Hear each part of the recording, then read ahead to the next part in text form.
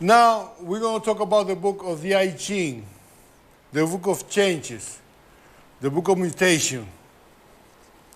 The one that I read, it was translated by Richard Whitman, the Spanish version of it. This book is a blueprint of space and time. The book really are these two lines. The rest are just interpretation about the lines. The line that is broken represents nature. In the family, it represents the mother, the female. The line that is not broken represents the male. In the celestial, it's the sky, the father. It's the 0 and 1, the binary code, the binary system of communication throughout the universe in electrical pulses. This one represents the dark energy, which is a space, which is the planet, which does not shine, unless it is shining outside. This represents the bright energy, the Father, the Son, the one that shines, the one. In the next, we're going to see 3 lines. This represents the mother, the female, the father, the male energy. 1 line becomes 3 because of the concept of the father, the mother, and the son. The son, nature, and the fruit of nature. By the union of the male and the female. Therefore, the lines become 3 in each one. In the next image, here, the 3 lines, the broken line, nature, the mother, the female, and the male, the father. The union of the father and the mother, the son and nature, reproduce children. These are the offspring of the male and female. These are the 3 male, and these are the 3 female. How do you distinguish the difference between the male and the female? The first line represents the male, because it's a solid line. When the trigram have a solid line on the first place, because these are posts 1, 2, and 3. When they are in the first place, it represents the male. The solid line is in the second place. It represents the second son, the second male. And when the line is on top, it represents the third son, the third male. Same thing with the female energy. When the first post, the broken line, is in the first place, it means the first daughter. When the broken line is in the second place, it means the second daughter. And when it's in the third place, it means the third daughter. Now we have 6 children, just like we have 6 lines in the hexagram that compose space and time. In the next image, what is above, so below. Because of the concept above and below, the 3 lines on top become 6. So now each one has 6 lines. They are a mirror image of each one because of the above, so below. The first one represents Chen. Chen means the thunder. The second male represents water. Is Kan. The name is Kan, it represents water. The third one is Kent. Kent represents the mountain or the mountains. The first daughter represents the wind, the wood, the breeze. The second daughter represents the fire, the lightning, the light. And the third daughter represents the lake, tranquility, the calmness. When we put this in motion in nature, the thunder, everything works in pair. All of them work in pair in geometry and number, and it is the same here, work in pair.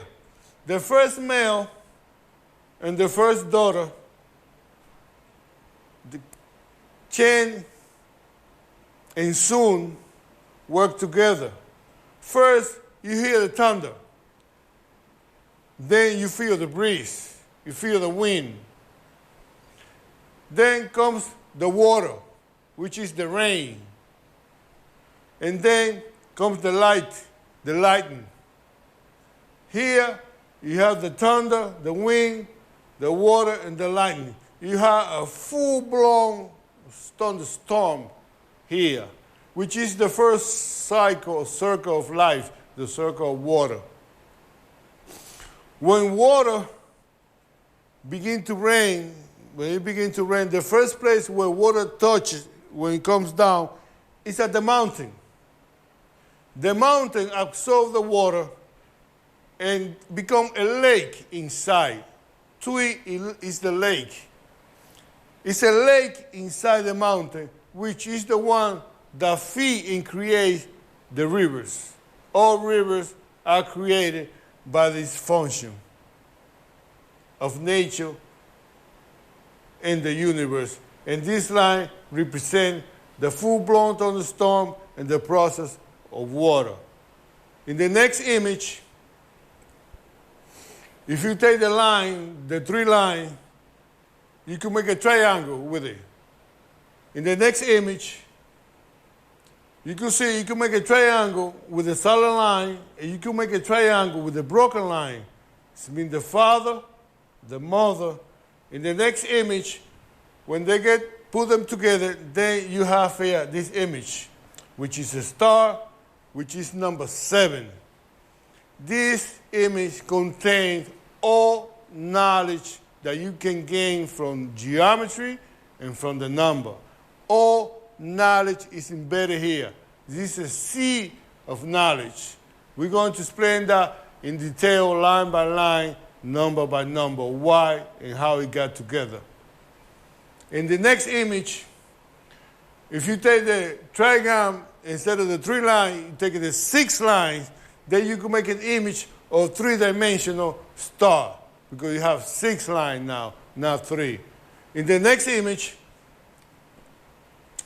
you can see the grid of a space and time that is made out of the broken line of the female energy. In the next image, this is the same grid using the male line, the one that is not broken. So this is the one that represents the male grid. In the next image, now they are all connected, the male and the female. And you see here, it's conformed by the triangle. Like we said before, give you 180 degree each triangle, and when you use all 6, which is a hexagon, give you 1080 or 108, the frequency of 108, which is the frequency of space and time. With the 1080, you get the visual frequency, you can see it everywhere. In the next image is a permutation or the calculation of frequency. Also, the next one is the next image, keep expanding the same frequency. In the next image, here, you see the hexagon, which is the shape of the space and time, in an optimal position, which is up and down. And this is in the horizontal position, optimal and maximal position. Different orientation, different image, different form, different information. In the next one, in the next image, we're going to see this one represents the planet, Mother Nature. It's made out of the broken line. That's why it represents nature. It represents the planet. Here, the source is the point, is the dot, is where everything comes from. It's all knowledge, all information, is the source of life, is God, is the source. In the next image, the source create life, and this line represents the life that grows above surface. The life that grows above surface because it came through surface. All the way around, all life, you, me, animal, the tree. In the next image, this one represents the life that was developed below surface, below the water. So in the next image, we have the line that represents the life above surface, the line that represents the life below surface, and here now we have the sky encasing the planet, nature. It gives you 1, 2, 3, 4, 5, 6 in each size. It gives you the number 12, the 12 months of the year, the 12 constellations, the 12 hours of the day. When you divide it in 4, it will give you the 4 seasons of the year, the winter, the spring, summer, and autumn. All information of the celestial system in nature is there, but we're going to do it line by line, number by number, for better understanding. In the next image, now we have the sky encasing the planet, Mother Nature, with all life. And here, we represent the shining planet, because here is the sun shining upon the planet, upon Earth. You have the celestial constellation, celestial movement, and the nature movement all together in that one. Here, we're going to explain how the geometry of the hexagram and the lines connect nature, the planet, with the sky, the heaven in nature. The hexagram represents, of course, the space and time, but here represents the planet. This is the planet. Why? Because it's formed by the broken line. Each one represents the planet. And the way we organize them is by counting 1, 2, 3, 4, 5, 6. 1, 2, 3, 4, 5, 6. It's the pose of each one. So if you see the one here is broken line, but the one here has a solid line, and here's broken one. Where do you find the broken line? Here's the 1, 2, 3, 4, and 5. If you find the broken line in the 4th and 5th place, that means that's your frequency. That's where you find your frequency and your direction and your projection in each one. You have to count it and organize it, beginning with 1 all the way to 6. Now, if you see each one is different. All of them, they are different, and the way you can know is by counting them by the pose that you see using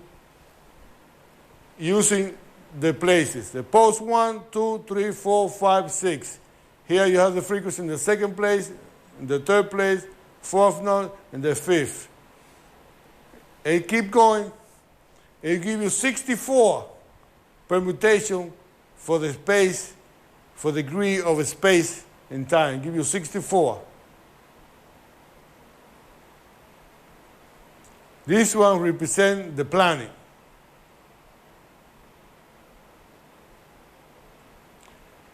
So, we begin with the solid line. We end here with a broken line, because what's on top is the sky, is the Father, the space, the universe. What's on the bottom is nature, the planet. So, from the source, the point in the center, that everything begins, we're going to show you how it represents life. This one, which is the planet, the line that will go out represents the life of above. but we're going to show you that in the next image. Here, this image represents the hexagon in the center, represent nature, represent the planet. The one outside represents the sky and the life coming out of it. Here, we broke it down in different form, 64 permutation of time and space. We're going to see the difference with which one. Each one give you a different frequency, different image, different permutation. These, when they are separate. Different image, different frequency, different result.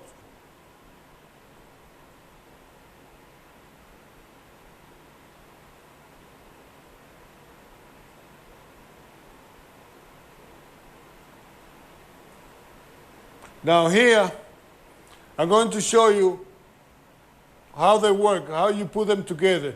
As you see here, the line comes from the center, go out, meet the sky, which these are the connection from the Mother Nature, the planet, and the celestial system. In this one, the 1 is empty, and the 5 is empty. But in here one, the 1 is full, and the 5 is full. Then you put these two images together, and the next image, now they are all together, representing the sky, the planet, and the life above, and the life below. They represent all the connection between nature, the planet, and the celestial system. In the video later on, we're going to explain line by line, number by number, angle by angle, how they put together and how they come in contact and the frequency that they create from each other. That will be in the next one. In this image, we're going to talk about time of the year of 360 and 365 days of the year. This 360-degree circle represents the 360 days of the year. Plus these 5 points represent the extra 5 days, which will make a 365-day year. If you take a 360 and divide it by 5, we will give you 72. The 72 is the number of letters in the name of God. The 72 songs, the 72 words, the 72 syllables in the name of God along other meanings. When you begin here at the center point at the beginning, you begin day 1. 1, 2, 3, 4, 5, 6, 7. When you get to day 72, the 73rd day is not count. It's a holy day. It's a sacred day. It's a day nobody works, nobody go to school, nobody do anything. It's a day for you to be in touch with yourself, with God, with nature. It's a sacred day. Then begin day 1, 2, 3, 4, 5, 6, all the way again into 72. The 73rd day, the same thing. Sacred days, a holiday, nobody do anything.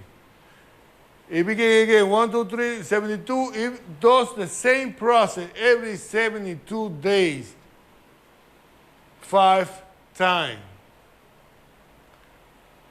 What does that mean? In the next image, that those 5 points create the pentagon. Either the star pentagon or the pentagon at the center, which you have 5 points.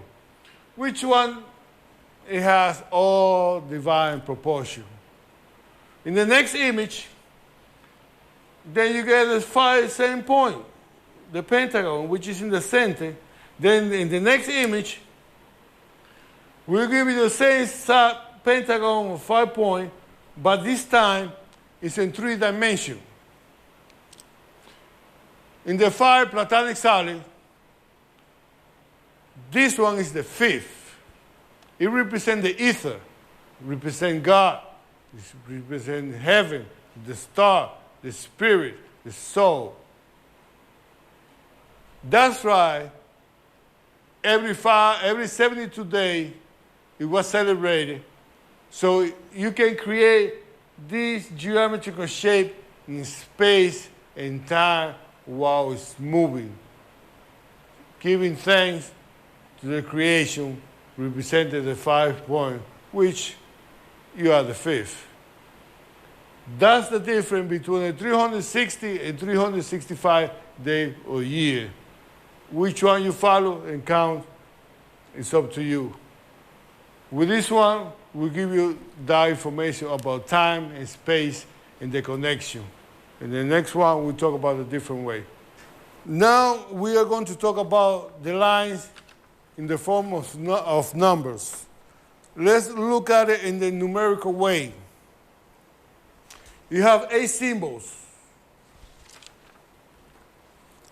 And each one has 6 lines. 8 times 6 is 48. 48 is 4 times 8 plus 8 is 12. 1 plus 2 is 3. It is the main number. 6 lines times 6 lines is 36. Or the 360 degree, which is the circle, which is the ruler, the measurement of a space and time in the universe. 8 times 8 is 64. 6 plus 4 is 10. 10 is 1 and 0, the binary code for the language of the universe. 64 permutation you have in space and time, just like you have 64 codes in your DNA. 64 times 6 is 384. 384 lines are the one that compose the entire book of the I Ching. 384 is a lunar calendar. 384 phases are in 1 year in the moon. Each month, the moon has 8 phases. They have 384, just like 384 lines of the I Ching, which are the permutation. 384 will give you all the connection, all the movement. This one, when it's like this, in a horizontal way, it represents the celestial movement, the movement of the moon, the movement of the sun, the movement of the star, and the relationship between the sky, the sun, the moon, and the planet, and the earth. When it's like this, give you the celestial image, and with the other one, it give you the terrestrial images. 384 line the I Ching, 384 faces of the moon, 384. You divide it in 2, give you 196. And you divide it in 2, will give you the 4 stages for each changing in phases, for 1/4 to half to 3/4 to full moon. Then it goes back to 1/4 light, 1/4 dark, half dark, 3/4 dark, and the dark moon is like a new moon. This line represents all moving in the celestial realm.